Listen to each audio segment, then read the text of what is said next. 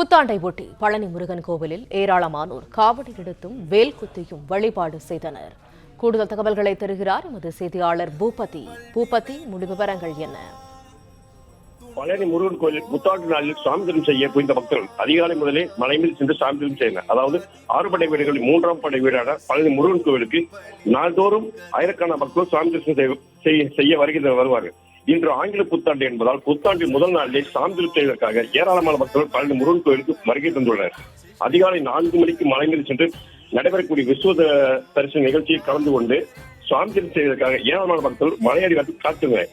இந்த நிலையில் காலை 3:30 மணிக்கு மலை மீது செல்ல கோயில் நிர்வாகம் பக்தர்களுக்கு அனுமதி அளித்து அரோகரா கோஷம் எழுப்பிய பக்தர்கள் உற்சாகத்துடன் மலை மீது சாந்தம் செய்ய சென்றனர். மேலும் மலை அடிவாரத்தில் பக்தர்கள் தீர்த்த குடங்கள் எடுத்து காவடி எடுத்தும் மேலதாளம் வழங்க ஆடிப்பாடி கிரிவலம் வந்து முருகனை தரிசனம் செய்து வருகின்றனர். பக்தர்கள் கூட்டம் அதிகரிப்பு காரணத்தால் கோயில் நிர்வாகம் விரைவாக சாமி தரிசனம் செய்ய சிறப்பு ஏற்பாடு செய்யப்படுவது. மேலும் பக்தர்களுக்கு தேவையான அடிப்படை வசதிகள், குடிநீர் கழிவறை உள்ளிட்ட வசதிகளும் கோயில் நிர்வாகத்தால் செய்து கொடுக்கப்படுகிறது. பக்தர்கள் கூட்டம் அதிகம் காணப்படுவதால் 100க்கும் மேற்பட்ட போலீசார் மலைந்து செல்லக்கூடிய பக்தர்கள் யானைப்பாதை வழியாகவும் சாந்தி முடிச்சுக்க கீழே படிப்பாதை வழியாகவும் செல்ல ஏற்பாடு செய்யப்படுது. புத்தாண்டின் முதல் நாள் முருகனை வழிபாடும் நாள் ஆண்டு முழு சிறப்பாக ஆகும் என்ற நம்பிக்கை பக்தர்கள் செய்து வருகின்றனர்.